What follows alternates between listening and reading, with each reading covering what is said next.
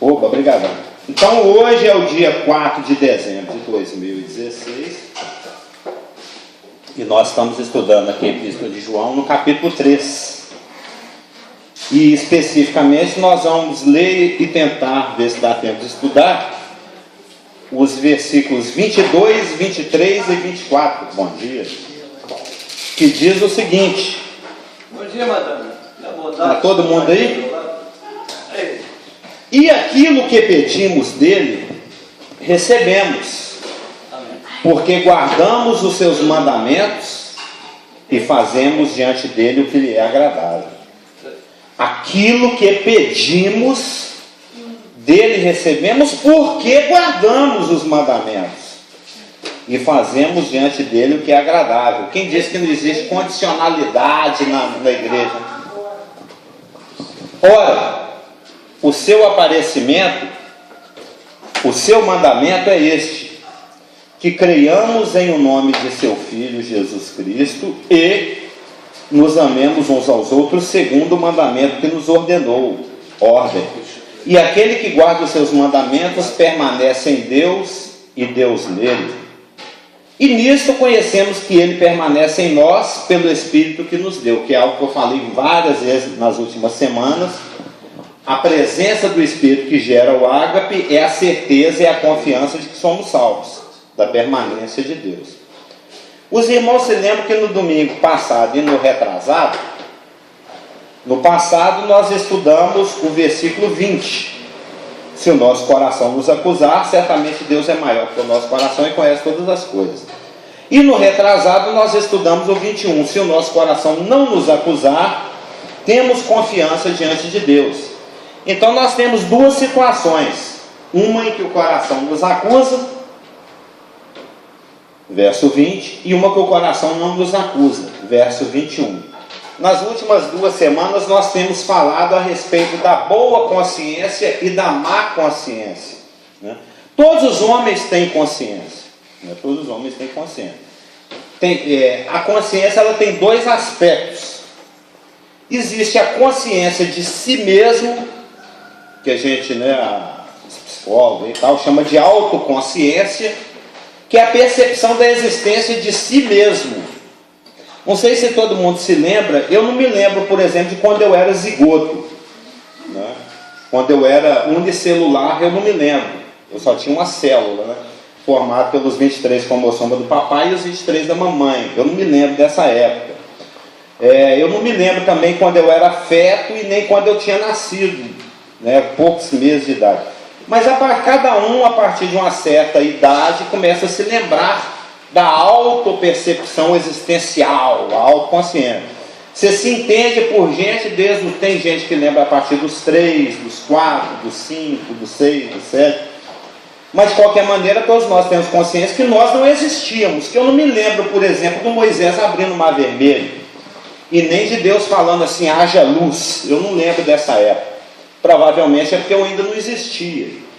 Mas a partir de um certo ponto, todo ser humano, eu existo, eu estou aqui. Né? Tem até aquela musiquinha, né? Estou aqui. Depois eu vou lembrar a musiquinha que você lembrou do estou aqui. Ou seja, todo mundo tem percepção de que existe, de que está aqui. O senhor sabe que o senhor está aqui, né? E o senhor tem consciência que o senhor é o senhor, mesmo que o senhor é o senhor e está aqui. Então, todo mundo tem essa autopercepção da existência de si mesmo. Isso é a consciência. A consciência, eu estou ciente. Mas também existe a consciência moral. Além da autoconsciência, existe a consciência moral que lhe dá a percepção da existência de Deus. No caso de todo mundo. Ou da presença de Deus no caso do nascido de novo. A manifestação de Deus é universal, Romanos 1,19. Todos os homens a percebem, Romanos 1,20. Toma consciência pelas coisas criadas. Ou tem conhecimento da existência de Deus, Romanos 1,21. E o contexto ali de Romanos 1 e 2 é todo homem, quem quer que seja. Ou seja, isso é universal. O senhor lembra? Portanto, é se desculpável ao homem, quem quer que seja, naquilo que julga, está lá em Romanos 2,1. Mas após Agora nós saímos do âmbito geral, que a consciência, a autoconsciência e a consciência moral é comum a todos. A percepção moral, a consciência moral, no caso do não nascido de novo, do homem natural, apenas da percepção da existência de Deus. Mas quando você nasce de novo, nós conversamos sobre isso aqui, você entra num novo ambiente de percepção. Além de perceber, de estar ciente, de ter conhecimento da existência de Deus, você passa a ter conhecimento ou percepção de estar na presença de Deus. E isso faz com que a nossa consciência fique muito delicada, né? Se antes o Satanás usava a nossa consciência para nos manipular, a mim parece vida, mas é morte, a gente viu vários versículos. Depois do novo nascimento, o Espírito Santo usa a nossa consciência para nos compungir ou constranger à obediência. A obediência. Então, após nascer de novo, a forma como nós mantemos a nossa consciência se sujinha ou se limpinha, lembra? Né? É que vai determinar a eficácia da nossa oração. Por isso entrou no assunto oração aqui no 20. Que olha aqui o 20, ó. Se o nosso coração nos acusar, o 21. Se o nosso coração não nos acusa, aí você vai no 22. Olha o E aí, ó. Esse conectivo E, né?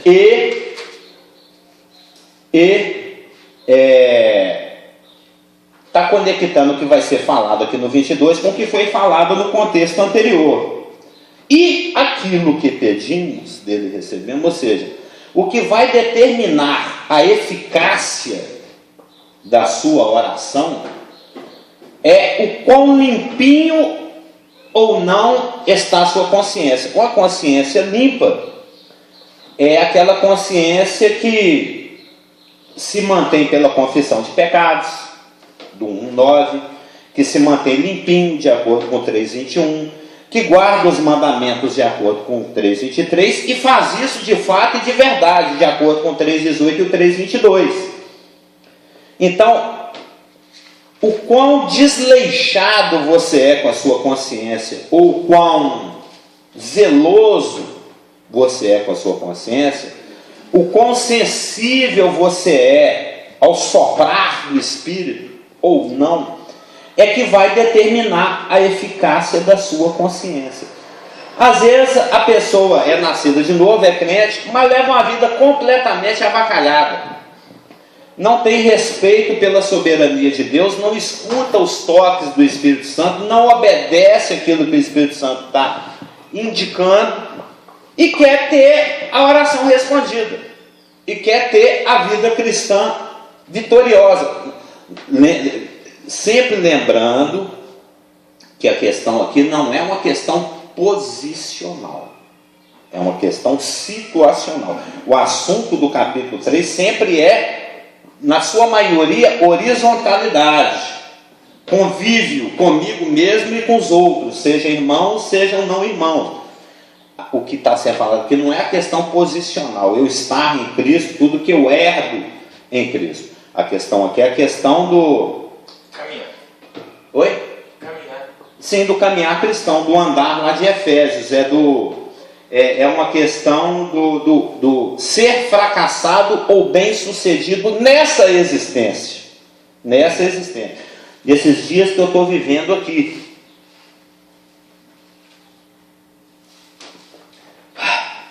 É que a rampinha aí é difícil, né? A eficácia da minha oração, ela está diretamente ligada, proporcionalmente ligada à minha disciplina cotidiana. Está ligada à minha submissão. Porque a oração, não que eu defenda, eu vá dizer que a única oração que é aceitável é a de joelhos, você pode orar de qualquer jeito. O Jonas, por exemplo, no ventre do grande peixe, eu acho que não teve muita oportunidade de fazer a coisa de uma forma formal, né? De uma coisa mais... Mas é a posição mais adequada para a oração, realmente é de joelho, porque ela expressa fisicamente aquilo que está lá dentro do coração. Porque a oração ele é um ato de submissão. É um ato de submissão a Deus e é um ato de submissão à vontade de Deus, à soberania de Deus. E a consciência suja, a desobediência, é um ato de rebelião contra Deus e contra a sua vontade. E isso é contraditório. Como é que eu posso estar desobediente no meu dia a dia, discordante daquilo que Deus pensa, faz, e sugere, e ao mesmo tempo estar numa boa na questão da oração? Como é que um filho que só traz desgosto para o pai, só pisa na bola, avacalha a semana inteira, mata a aula, a polícia está na sua porta toda hora, e depois quer ganhar presente de Natal? Não é? Não tem, até para pedir é ruim, é constrangedor. Até para você se aproximar e fazer sua petição é constrangedor. Ou seja, é com paz no coração que você ora. Se você está, logicamente, se você está consciente da sua aceitação diante dele, você está mantendo a sua consciência limpinha, vai ser mais confortável você apresentar diante dele a oração. Agora, eu vou lá e arranho a moto do Rafa para depois pedir bala? Não foi você. Não foi você. Eu vou lá e chuto para depois pedir favor? Fica estranho, é contraditório. Eu vivo uma vida de insubmissão diária e cotidiana e depois eu quero ter intimidade com Deus e oração respondida. Não combina. Por isso que o versículo 22 começa com esse conectivo, né? Que linka com a situação do coração, acusar ou não acusar, que liga para... É a velha questão da paz de Deus e a paz com Deus, todo mundo conhece. Só para acabar esse raciocínio.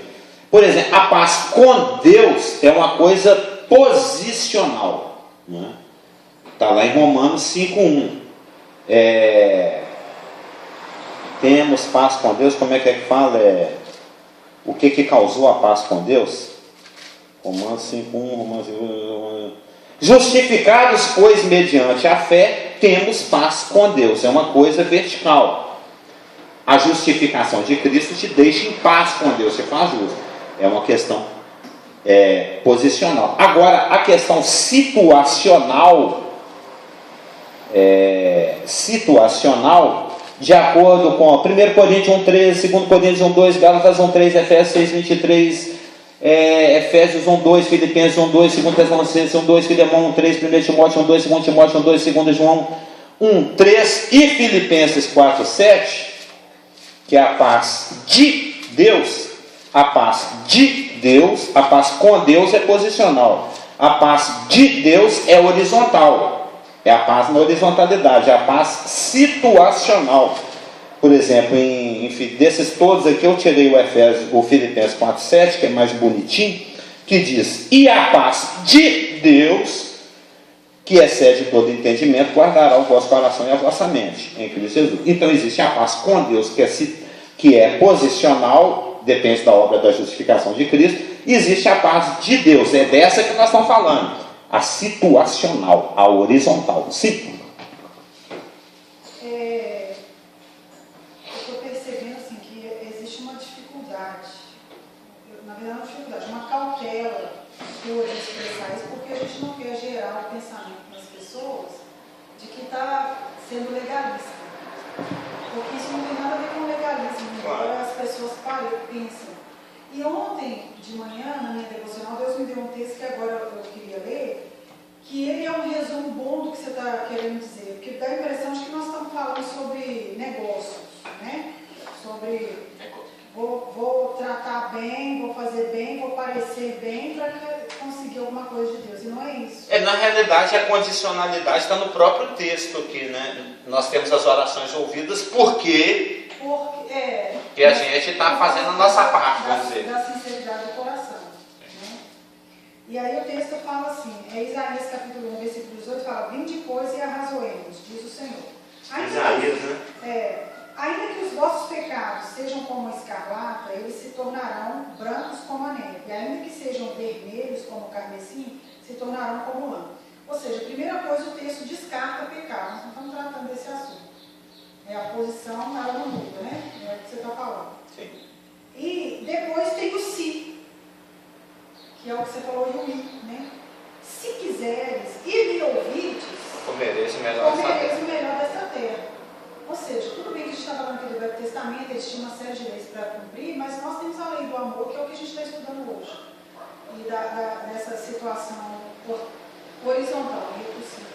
Aí, depois fala assim, ó, mas se recusares e fordes rebeldes, né, sereis devorados à espada, porque a boca do Senhor disse.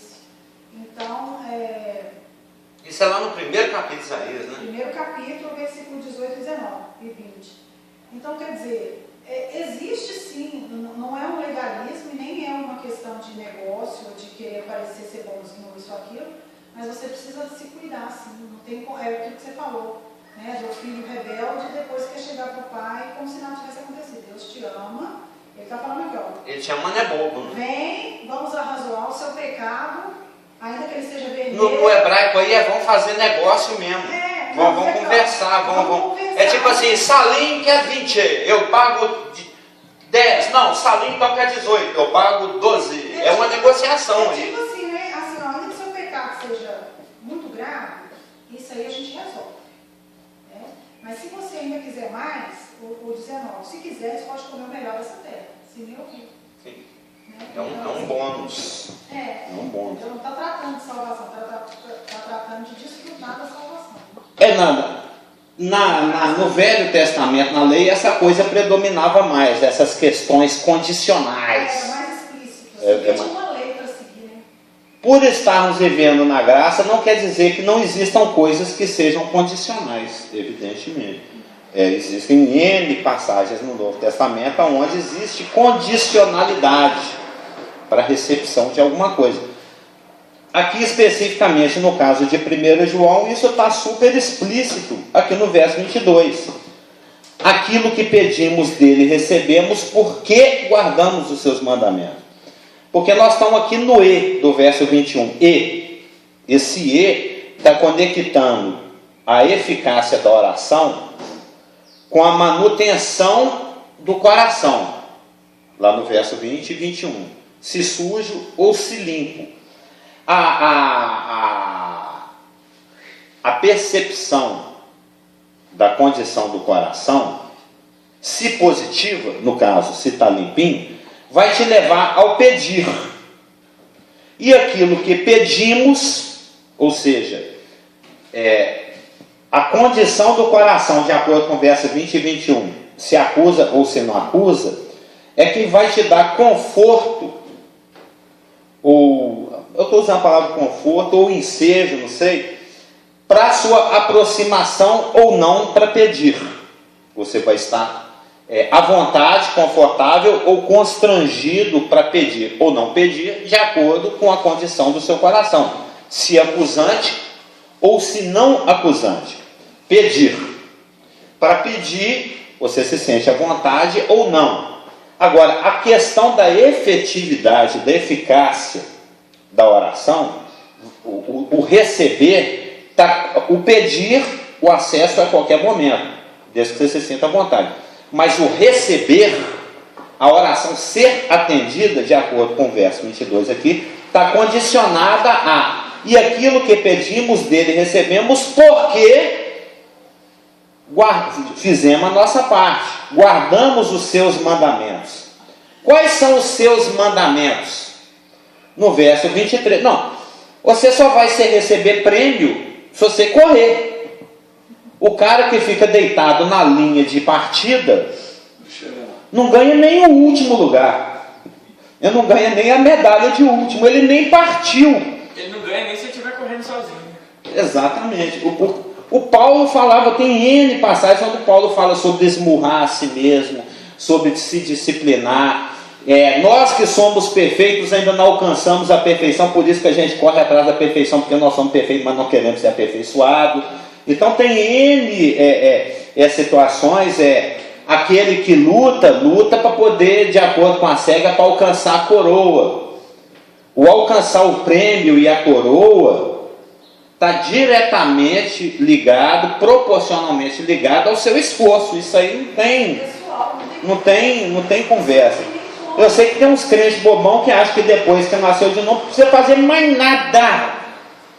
Mais nada. É deitar em berço esplêndido e Deus que se vire. Mas não é assim. Isso aí é parqueza de percepção. Ele está com a visão curta.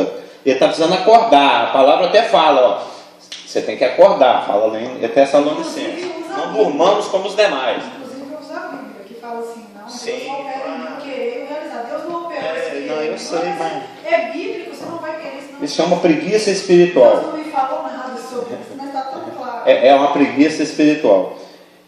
E quais são os... Ó, eu só vou ter a minha oração respondida se eu guardar os mandamentos. Quais? Os 613? As 613 mitzvots lá do Velho Testamento? Não. O verso 23 fala quais são esses mandamentos. Que são muitos resumidos em um. O verso 23. Ora, o seu mandamento é este. 1. Que creiamos em o nome de seu Filho Jesus Cristo. Essa aí esse primeiro nós já guardamos. Ou seja, o que Deus está falando, o que o João está repetindo aqui, é algo que está em algum lugar de Isaías, aqui no cantinho da folha, aqui embaixo, que agora eu não sei aonde, onde Deus fala que não houve a pecadores. Ela está aqui em Isaías, aqui no amarelinho, aqui no cantinho da página aqui, ó.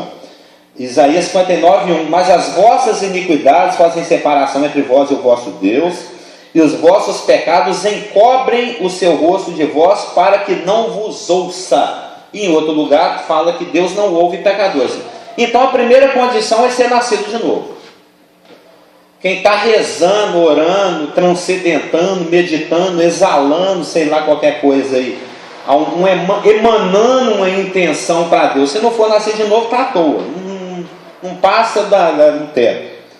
A primeira coisa é ser nascido de novo, que creiamos em o nome de seu Filho Jesus Cristo e nos amemos uns aos outros segundo o mandamento que nos ordenou. Ou seja, a eficácia da oração, ela está diretamente, proporcionalmente ligada à obediência ao mandamento básico fundamental, que é do amor ao irmão. Se você não tem disposição para viver o ágape, é pouco provável que Deus te atenda nas suas orações. Nós pedimos, dele recebemos, porque guardamos os seus mandamentos e fazemos diante dele o que lhe é agradável. O que é agradável? De acordo com o contexto lá no verso 18, é amar de fato e de verdade, porque é nisso que você descansa. O coração tranquilo nos leva a pedir. O dele receber tem uma exigência, resumindo o que foi falado. Um se, uma prerrogativa, uma demanda, porque guardamos os seus mandamentos. E no verso 23 a gente sabe qual. Crer no Filho e amar uns aos outros.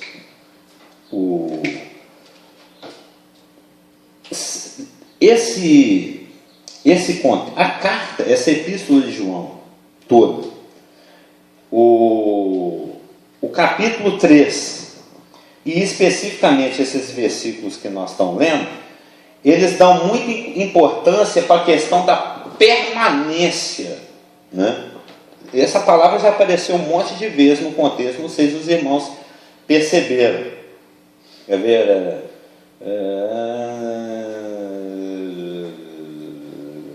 Aqui no verso 24. E aquele que guarda o seu mandamento, os seus mandamentos, permanece em Deus. Permanece em Deus. A palavra permanecer, em todos os seus contextos bíblicos, seja lá em João 15, por exemplo, onde Cristo fala: eu sou a videira verdadeira, vós os ramos, aquele que permanece em mim, esse dá fruto.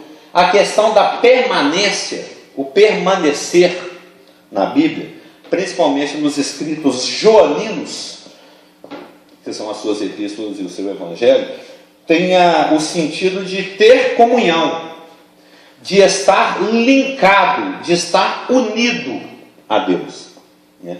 Permanecer é uma questão de sensibilidade, é uma questão de obediência, é uma questão de estar atento aos olhos de Deus, de estar atento à vontade de Deus, de estar atento àquilo que Deus quer. É o eis-me aqui. Na hora que você fala eis-me aqui, Deus vai te guiando. É um salmo aqui, o salmo do pastor Marcos. Esse está marcado aqui nesse cantinho, que fala que as tuas, aqui achei, está marcado aqui nesse cantinho. No Salmo 32, 8, está escrito: instruir-te-ei e te ensinarei o caminho que deves seguir, e sob as minhas vistas te darei conselho. Sob as minhas vistas te darei conselho. Tem pregações que são inesquecíveis, né? Por causa da didática. Eu não sei se a Elaine já... acho que talvez ela era tão recém-convertida que ela não estava nem na sala de adultos ainda. Talvez você estava numa sala lá em cima. Não sei se você estava lá embaixo, na Gararu, na época. Esses dias agora, em 1991, você lembra? 1991. Eu estava lá. Vamos ver se eu vou lembrar. Agora, isso dia em 91, lá na Gararu, lá na igreja, tinha até um cartaz gigante, quase que do tamanho dessa cortina. Você lembra que tinha um coração, tinha uma mão assim, que tinha aquele versículo, e assim, se alguém está em Cristo, nova criatura as coisas antigas passaram, tudo. Lembra que nós fizemos, a Solange, eu, o Lucas, nós fizemos um cartaz gigante, tamanho, ilustrando esse versículo. O pastor Márcio está lá pregando, aí ele pediu ajuda ao Renato Pérez. Você lembra desse dia? Ele falou: nós vamos ilustrar o Salmo. As tuas vistas te darei conselho. O que é? Ele falou: Renato, levanta e começa a andar por aí. Tinha várias cadeiras. Aí, à medida que o Renato ia andando, mas você tem que estar olhando para Jesus, como diz lá em Hebreus, olhando firme. Como é que o lance é o seguinte, ó, o Rafa, eu e ele combinamos, na hora que eu piscar é a hora. Mas eu fico de costas pro Rafa. O nosso combinado não adiantou nada. Na hora que eu der aquela piscadinha, você solta o foguete e fica de costas para ele. Ele vai piscar até o oi cair, eu não vou ver. Eu não estou em conexão com ele. O sinal caiu. Você tem que estar olhando para Deus. À medida que Deus vai te orientando pelo seu Espírito, você vai caminhando, as minhas vistas. Então o Renato, ele ia caminhando, aí o pastor Marco estava assim. Aí, hipoteticamente, o pastor Marco queria que ele virasse para a direita lá no final das cadeiras e não para a esquerda. Então, o Renato está indo. E o pastor Marco está assim. Aí começava a virar para a esquerda. Vai para cá. À medida que o pastor ficava com a carinha sorridente, o Renato falou: então estou indo no caminho certo, né? Tinha um percurso que o pastor queria que ele fizesse e ele só ia perceber aonde é que o pastor Rufo queria de acordo com a expressão facial dele. Ou ele está agradado, ele está feliz, é por aqui mesmo. Vou sair aqui na porta. Tem que voltar, né? Onde será que ele quer que eu vou, gente?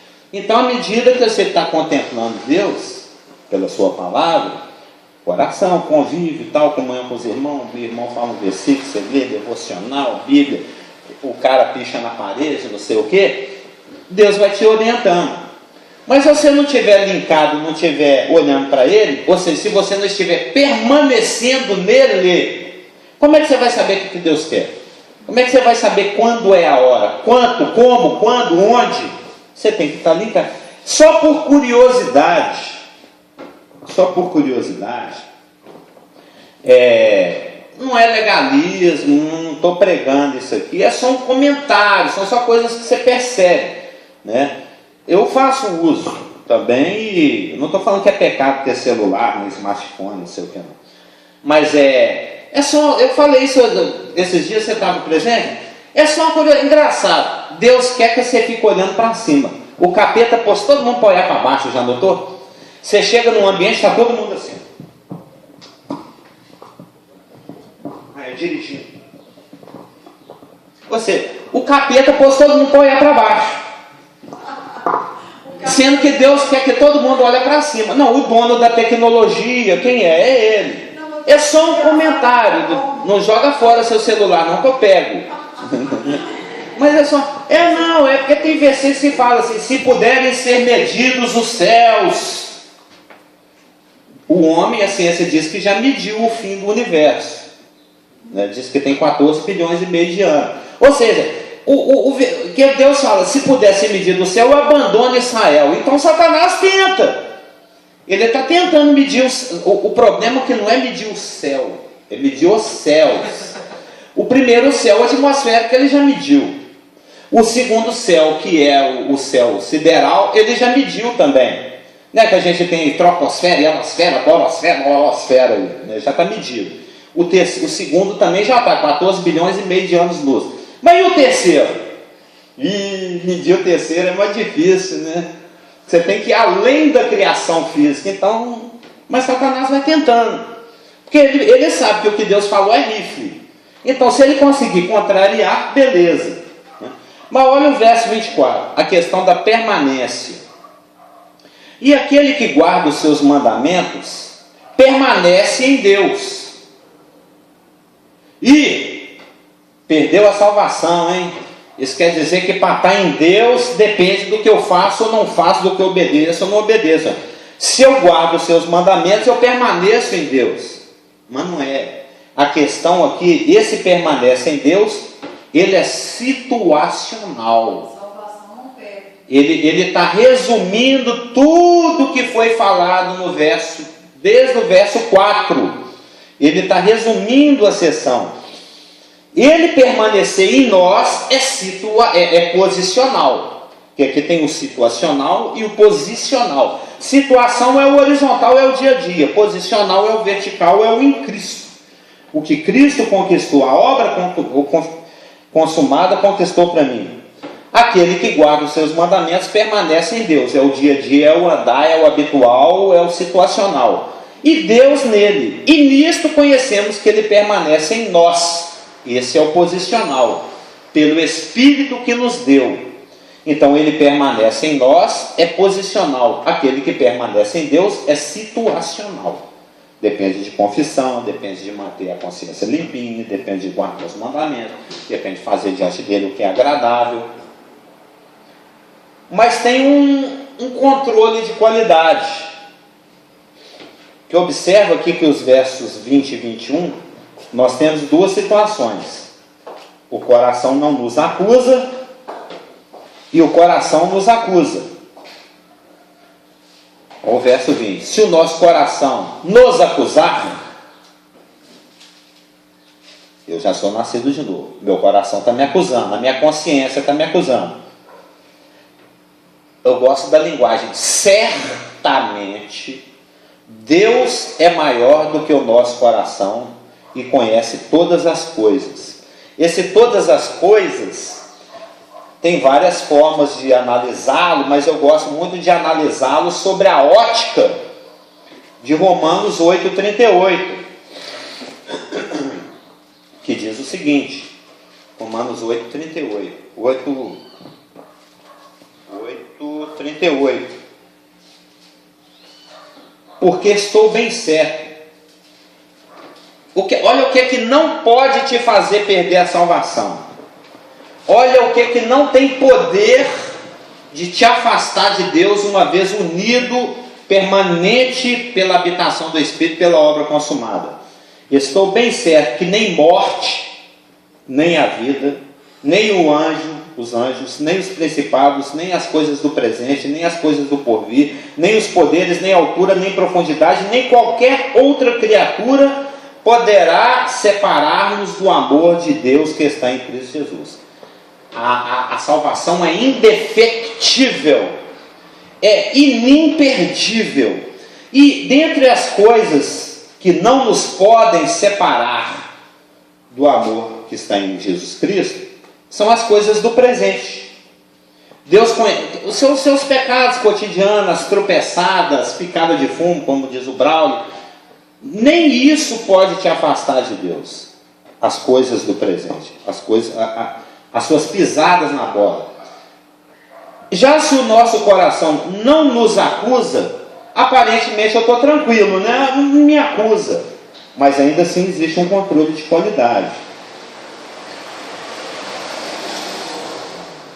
Acusando ou não acusando é um referencial que a gente deve estar atento a ele, a questão da consciência.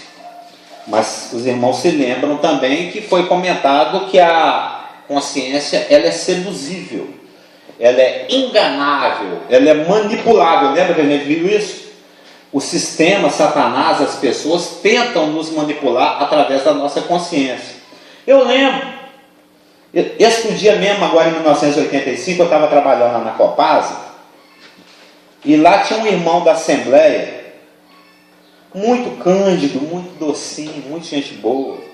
Pena que é legalista, né? Ele sempre está com muito medo de perder a salvação, então tem que prestar muita atenção. É igual a salvação para os arminianistas é igual carregar nitroglicerina.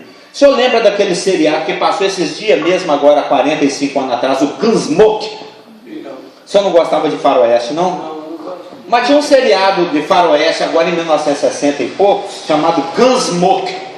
Eu lembro de um episódio onde o cara fabricava nitroglicerina. Então era um paiol lá no meio do nada, longe, porque o cara ele ficava misturando lá as coisas para fazer dinamite, explosivo. Então tinha um caldinho assim, que era a espuminha do negócio, que ele pegava assim no balde, com todo cuidado, fechava o olho, porque aquele treco se cair, explode. Nitroglicerina, que é o trinitrotolueno, é o princípio ativo e explosivo da dinamite. Conhece o trinitrotolueno, né? Também conhecido por TNT. Então a nitroglicerina ela é muito sensível, qualquer variação de movimento, calor, tal, ela explode. E lá esse cara, ele era um bandido querendo se corrigir, e tinha a donzela que gostava dele, queria que ele parasse com essa vida bandida. Aí ele foi fabricar nitroglicerina pela última vez e põe. Explodiu e morreu, né? A justiça poética lá do filme não aconteceu. E esses irmãos arminianistas, eles creem que a salvação é igual a nitroglicerina. Se der pisada em falso assim, explode tudo, perdeu a salvação. E esse irmãozinho, engraçado que a pessoa, quanto mais legalista, mais cobrada a pessoa é. A gente conversava sobre muitas coisas, tal, exceto segurança da salvação. E eu lembro um dia, eles pegavam, por ele ser... Eu era um crente mais flexível, eu não era tão perseguido quanto ele, que era mais rígido. Então eles viviam vigiando ele para ver se ele tropeçava na tampinha para acusá-lo, né? Eu lembro que uma vez, teve um dia que ele ganhou uma camisa, e ele perdeu a paz dele, porque tinha um coelho de 2 orelhinhas na camisa. O pessoal associou isso com playboy e não sei o quê. E o cara perdeu a salvação, porque tinha um coelhinho parecido com aquele coelhinho da Playboy na camisa. Então isso para ele era um motivo de perder a paz e a consciência e a salvação. Ai meu Deus, eu usei uma camisa que tem um ícone da Playboy, perdi. Então uma nitroglicerina, é algo muito sensível. Essa questão da manutenção da salvação. Mas a questão é que isso não existe. A questão posicional está tranquila. A situacional vai determinar a nossa eficiência, a nossa eficácia e o nosso sucesso aqui nesse planeta. A questão da horizontalidade. Eu estou tentando lembrar aqui porque eu entrei nisso. Tá. Então existe um controle de qualidade. O nosso coração, acusando ou não acusando, é um ótimo parâmetro, mas não é o parâmetro final. Mesmo que o seu coração, porque nós temos 2 situações aqui. O lance do nosso coração não estar nos acusando e não ter nada a ver. Se o nosso coração nos acusar, Deus é maior e sabe de tudo. Ele sabe se é procedente ou não aquela acusação do seu próprio coração. Ele é a palavra final. O seu coração está te acusando, vai à luz da palavra, pela iluminação do Espírito, e busca entendimento e conserto. Pode ser que não tenha nada a ver. E pode acontecer do seu coração não estar te acusando e ter alguma coisa a ver. Porque a consciência e o coração são muito instáveis, são muito nitroglicerínicos, né? Então, ele pode... Eu já falei que muitas vezes que o coração é uma bomba, né? Deus é o desarmador de bomba. Por isso que ele fala, me dá o seu coração, o que eu tomo conta? Oi. Tem aquela coisa também daquilo que é a sua concupiscência, dificilmente você vai se condenar, você vai achar que não é. E pode ser qualquer coisa, né? Pode ser uma coisa mais imbecil para um, mas que é importante para outro, não importa o que seja. Tem essa questão da relatividade também. Mas a chave para isso está em 1 Coríntios 4,4. De acordo com 20, seu coração pode estar te acusando e não tem nada a ver. E no 21, seu coração pode não estar te acusando e ter alguma coisa a ver. Porque ainda que a consciência e o coração sejam um sensível parâmetro, ele não é o parâmetro final. A última instância é sempre Deus. A última palavra é sempre Deus. Por quê? Onde é que fala que Isaías 55,8 fala que os meus pensamentos são mais altos do que os vossos pensamentos. Ou seja, Deus tem uma ótica mais precisa, mais aguda, né? Mais clara das coisas do que nós, que somos muito relativos, imutáveis e falhos, né? Então, ainda que a nossa consciência nos acuse ou não nos acuse, acusando ou não acusando, leva para Deus, que tem um pensamento mais alto, que tem uma ótica mais apurada, mais refinada, mais precisa, mais contundente, né? Mais aguda, e apresenta para ele, que é o 1 Coríntios 4,4. É o fiel dessa balança aqui dos versículos do 1 João 3, 20 e 21. Porque de nada me argue. Argue é condena. Eu até olhei no dicionário, que eu sabia, muita gente pode ser que não conhece essa palavra. De nada me culpa a consciência, de nada me acusa a consciência, de nada me impugna a consciência. Argue, né? De nada me condena a consciência. Ele está falando aqui de um caso em que o coração não condena, que é o 21. Porque de nada me argue e condena a consciência. Contudo, ainda que a consciência não me condene, nem por isso me dou por justificado, pois quem me julga é o Senhor. Ou seja, o julgamento final é diante de Deus. Se o coração está te acusando, Deus é maior do que a acusação. Se o seu coração não está te acusando, a confiança diante dele é maior do que o coração. Então a questão usa o filtro do coração e da consciência. Procura mantê-la limpinha. Mas não esquece do pente fino e da refinada, do ajuste mais fino, que é colocar a coisa diante de Deus. Meu coração não está me acusando, ou está me acusando, mas quem me julga é o Senhor. Eu me entrego a Ele e a sua avaliação. A avaliação do terceiro não me interessa, a minha autoavaliação não me interessa. O que interessa é aquele escrutínio que é feito pelo Espírito, iluminando a sua palavra, trazendo luz para a minha consciência, para que isso se converta em atos agradáveis a Ele. Amém? Não sei se deu tempo, mas esse tópico encerrou. Na semana que vem, entraremos no capítulo 4. Capítulo 4. Aonde, lembra, o João ele é bom de serviço, porque quando ele termina um ciclo de assunto, ele deixa um ganchinho para o próximo assunto. A gente já viu isso acontecer algumas vezes. E aqui no finalzinho do 24, ele encerrando essa sessão, ele fala que nós sabemos da permanência efetiva de Deus pelo Espírito que Ele nos deu. Se alguém está em Cristo, tem o Espírito. Se não tem o Espírito, esse tal não é dele. O Espírito. Aí ele aproveita o gancho do Espírito, o assunto agora é Espírito, e ele vai entrar no assunto Espírito aqui dentro do capítulo 4, que é uma nova sessão que nós vamos começar. E se o Senhor permitir, a igreja estiver aqui ainda, semana que vem, aqui é que pode acontecer um arrebatamento, né? Porque um trator vai derrubar, a gente continua o estudo. Podemos orar? Paizinho amado e querido, muito obrigado pela tua palavra, que é a verdade, que ilumina, que orienta, que nos mostra, esse é o caminho, segui-o, nos dá a sensibilidade para perceber a tua voz e nos dá a disposição para te obedecer. Pois em nome de Jesus que oramos. Amém.